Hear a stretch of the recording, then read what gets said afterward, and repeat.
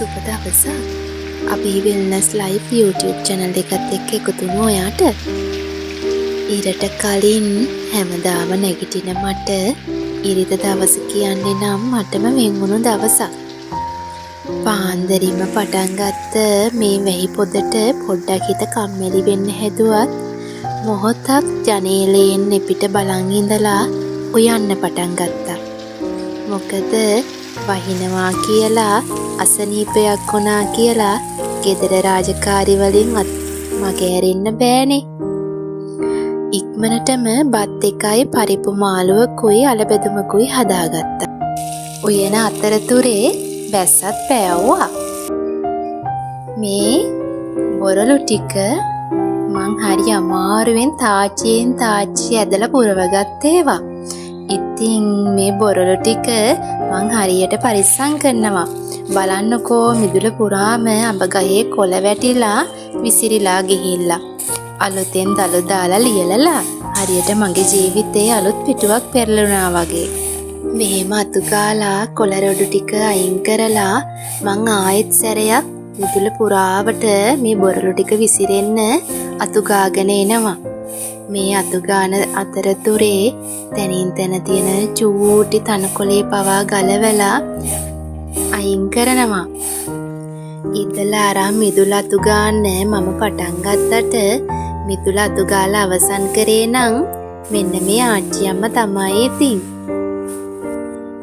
මිදුල අතු ගාලා ඉවර වෙලා මං ආවේ ස්ලැබ් එක උඩ තිබුණු මල් පෝච්චි ටික දිහා බලන්න. හොඳට වැටුණු අවුවත් එක්ක මේ මල් පෝච්චි ටිකක් එහෙට මෙහෙට කරලා මම හැඩ බැලුවේ හරිම ආසාවෙන්. ගොඩ දවසකින් වතුර ටිකක් දාලා සාත්තු කරන්න බැරි වුණ නිසා සමහරක් මල් පෝච්චි වල මල් පැල වේලිලා ගිහින් තිබුණා.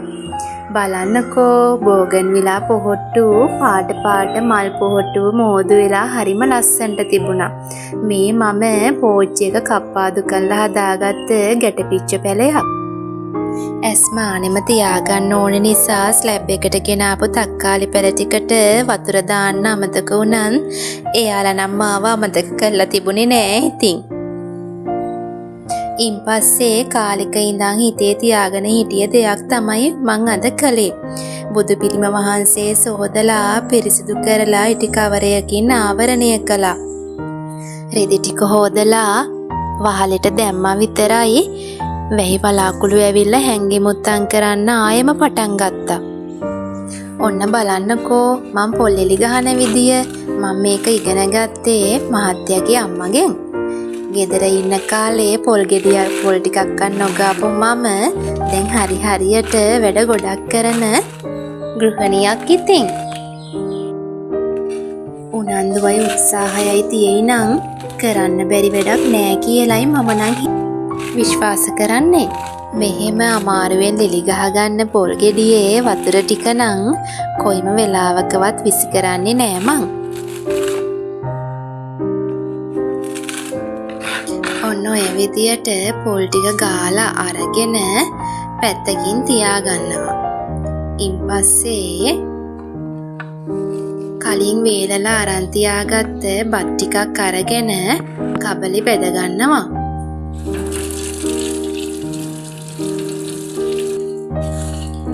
මේ බත් ටික හොඳට බෙද ගන්න ඕනි. කළු කරගන්නත් එපා, අඩුවෙන් බෙද ගන්නත් එපා. ගින්දර එක ප්‍රමාණයකට තියාගෙන හොඳින් බෙද ගන්න. බෙදගත්ත බත් ටික බ්ලෙන්ඩර් කරගෙන ඒ කුඩු ටික කලින් ගාගත්ත පොල් ටිකට එකතු කරගන්නවා. සීනි, ලුණු, ගම්මිරිස් කුඩු රස ගානට දාගෙන උණු වතුර ටිකකින් හරි කාට වතුර ටිකකින් හරි කුලි කරගන්නවා. බලන්නකෝ හොඳ පාටට තියෙන හැටි. උණුවෙම තේ කහට එකක් එක්ක මේ බත් අග්ගලයක රස බලන්න මම නම් හරිම ආසයි. මේක පැණි දාලා හදාගන්නත් පුළුවන්. සාම්ප්‍රදායික රස කෙවිල්ලක් තමයි ඉතින් මේ බත් අග්ගලා කියන්නේ. තේ එකක් බීලා ඉවරුණයින් පස්සේ මම සූදානම් වුණේ පහුවෙනිදට අවශ්‍ය කරන රාස්පාන ඊට පස්සේ මගේ වීදුරු බඩු ටික සෝදලා පිරිසිදු කරලා අරන් තියාගන්න. මොකද 100%ක්ම ගුණාත්මක හා පිරිසිදු බව මත විශ්වාසයෙන් සිදු කරන බිස්නස් එකක් නිසා. පුංචිම දෙයක් වුණත් මට හැකි උපරිමයෙන්නේ සිදු කිරීම පුංචි කාලේ ඉඳන් තිබ්බ මගේ පුරුද්දක්. මේ වැඩ ටික අවසන් කරලා ඉන්පස්සේ ඉතින් රැට උයා ගන්නත් ඕනේ. කොච්චර කාර්යබහුල දවසක් වුණත් අපි හැමෝම අද ගෙදර ඉන්න දවසක් නිසා අලකිරි හොත්තකුයි පොල් සම්බෝලයකුයි එක්ක ඉන්දියාප්ප ටිකක් හදාගත්තා. උණුවෙම කන්න පුංචි ඈයින්ට බෙදලා දීලා මම ලෑස්ති වුණේ දරලිප ළඟ චුට්ටක් මැට් ටිකක් ගාලා ආයෙම අලුත් කරගන්න. කැඩුණු බිඳුණු තැන් අලුත් කරගෙන ලිප මොලවලා ඉස්සෙල්ලම ගෙට දුන් ටිකක් අල්ලගත්තා. බුදු පහනක් තියලා සාර්ථක සතියන්තයක් නිමා කළේ නැවුම් සතියක ආරම්භයට අලුත් ජීවයක් එකතු කරලයි. ඉතින් ස්තුතියි. ආයෙ එනකන් සතුටින් පරිස්සමෙන් ඉන්න. බුදු සරණයි.